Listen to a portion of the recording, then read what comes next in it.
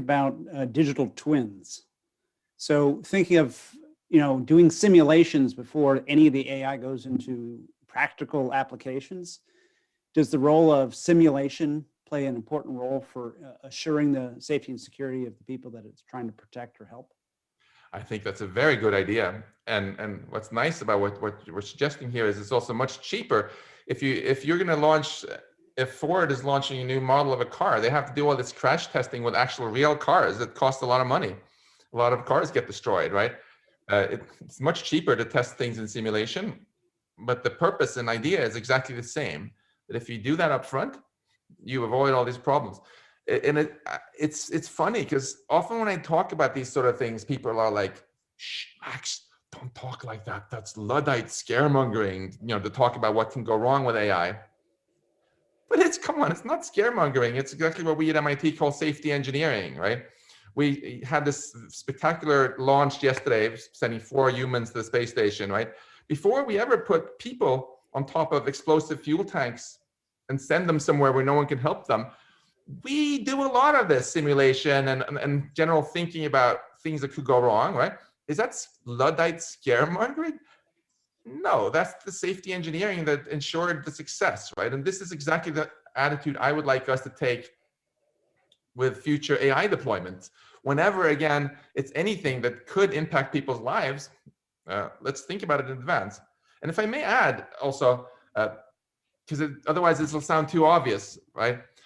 Why have we not done this more before? I think it's because we're so used to the technologies we have being feeble and weak enough that it's okay to learn from mistakes, right? First, we invented fire, screwed up a lot of times, then invented the fire extinguisher, right? First, you started using cars in Canada, and then later, people were like, we should have laws about seat belts and traffic lights and all that good stuff, right? And it worked out just fine. But as science and technology gets more powerful, I'm not just talking about AI now, even nuclear weapons or synthetic biology. At some point, it gets so powerful, right, that learning from mistakes goes from being a really good strategy to being a really terrible strategy when one mistake is just one too many. And that, I think, is why what you're talking about, simulations and this whole safety engineering mindset, becomes ever more important, as our AI gets more powerful. We in Texas call that ready, fire, aim. Seems like our culture, our civilization has been doing that for a while. Yes. Yeah. I'll say any good tech lead will tell you, though, that when you release a feature for the first time, whether you like it or not, you're testing in production, right? And we give AI control of our car for the first time and, take our hands off the wheel. Like you said, it's lighting that fire without necessarily the fire extinguisher. We can have as many things as we think we might need, but there's always the unknown, which is always the wild card. Thanks for that question, Anthony. I know you have to head off because you're traveling this afternoon. Did you want to sort of give us some final thoughts? And I know we do have another question from the audience ready and queued up after you've. Listen, the one thing that I have come to appreciate about technology, most especially with AI, is I'm spending just as much time looking at psychology in human behavior, cognitive neuroscience, behavioral economics, because it's that implementation and how people react is just equally important. So the human equation for me is one that can never be missed. And that's my final thought for today. I would add to that I very much agree with the sentiment that people can disagree with us on this, but I, for one, would very much like to see humans remain in charge of what happens here. I don't like it when people ask me what will happen in the future to humanity, as if we're just some sort of passive losers eating popcorn in the sofa and watching this movie play out, right? We're building this technology, so we have control over what happens. The really interesting question to me is not what will happen, but what do we want to happen? And that, I think, is where this positive vision comes in again, because what will happen depends enormously on whether our thinking about the future is collectively dominated by fear and paranoia, or by positive shared visions. Thanks for that, Max. I appreciate it. And thank you so much for joining us, Anthony. Thanks for the time. Safe travels. And I'm going to invite Scott, who's now in the back end of the Zoom call. He's going to ask a question live, although he's not on video this afternoon. So, Scott. Yeah, good afternoon, everyone. I just had a question, and maybe it's just around something I've been reading in terms of machine learning and modeling, and basically like the concept that AI models are like holding up a mirror to us, right? So they don't really understand when we don't want them to be honest.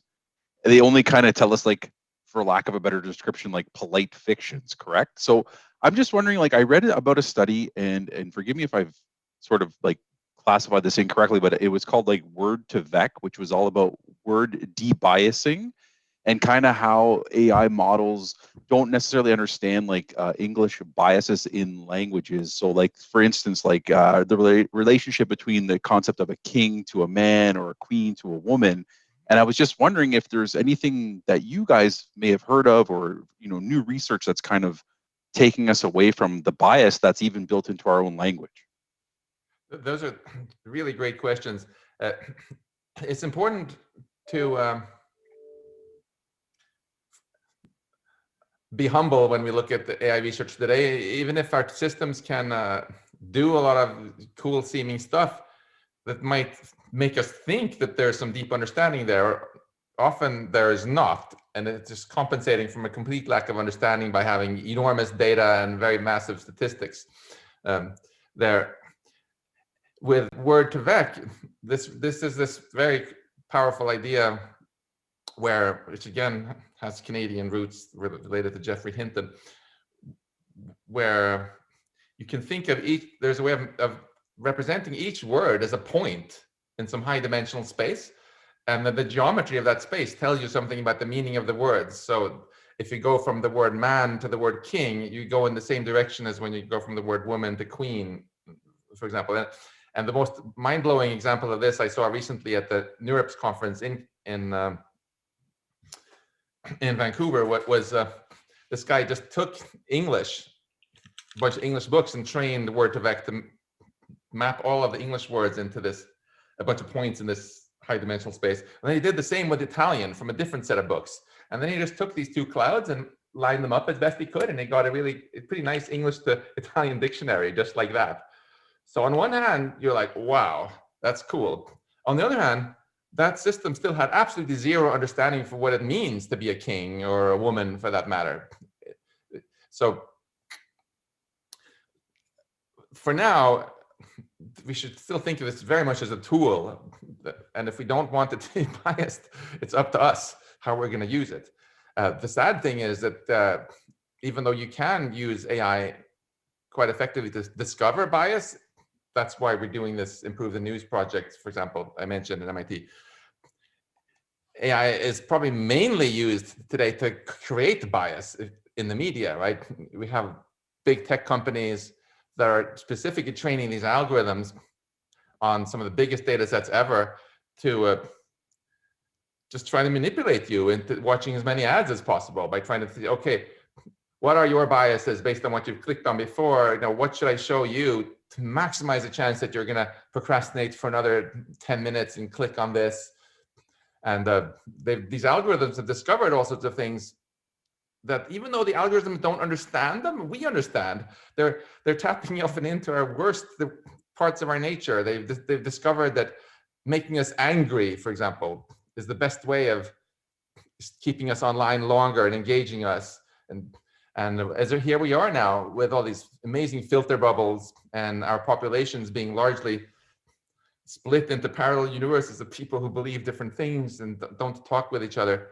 So the kind of bias I think has actually done the most harm so far to our democracy is not, and I hope no one takes offense by this, but is not the inadvertent bias from algorithms, but actually kind of deliberate bias that people are putting in because it helps them make profits or win a political campaign. I think that's a good There's a follow-up question from the audience that I'm going to share that I think ties into this, and this does sort of tie back. One of the last thought leadership events we did was around ethics in technology and specifically around social networking. So it's interesting how these things tie together, and how where the bias comes from has a big impact on how we respond to it. Yeah. But from our audience members, we have a question from Philip, one of the clients that's out there watching. He was asking, sorry, I'm just gonna, now I've of course blanked out that one. And I'm gonna have to summarize the question because now it's moved from my window. He was asking. Perfect illustration of what we're talking about. You know, with technology, what could possibly go wrong? Totally, exactly. So he was asking about state-sponsored AI being obviously a problem that the world is facing right now, and sometimes crossing that line in terms of the acceptability of leveraging AI. He was asking if you ever see a need where we would need to cross that line to come up with defensive AI strategies, and what your thoughts are around that. Let me make sure I understand. When you say state-sponsored AI, you presumably don't mean that governments fund AI research in their countries. Are you referring to maybe military yes, sorry. AI weapons? Yeah, I think that's the context that he was coming from. Yeah, so this is exactly what Geoffrey Hinton and Joshua Benjo and the others wrote this letter to Prime Minister Trudeau about, saying that Canada should be out in the vanguard trying to get a ban on the most egregious kinds of military AI, just like Canada was very much for the bioweapons ban, and in fact the landmine ban is the Ottawa Accords, right? Let's talk a little bit about where to draw the line.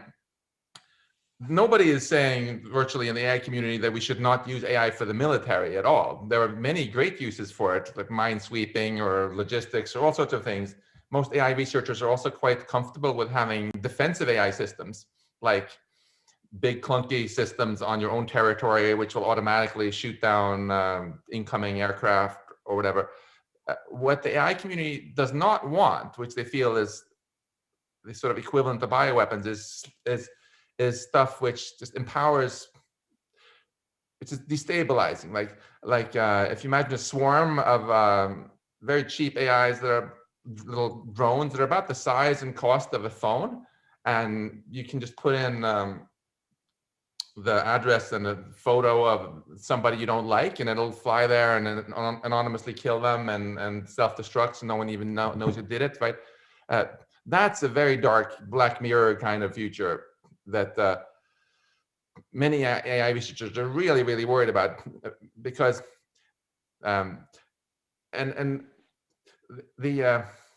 this is exactly why Nixon went along with the bioweapons ban, because the big powers, they already have big, expensive weapons that their adversaries have struggled to compete with, right? So don't rock the boat, basically. AI weapons will not be like that. They'll be so cheap that if any superpower starts to manufacture them, mass produce them, then of course all the other countries are too, and then they'll be on the black market, and they'll be as easy to get hold of as it's easy to get hold of an illegal gun today. And there's just kind of no way of putting this cat back in the bag.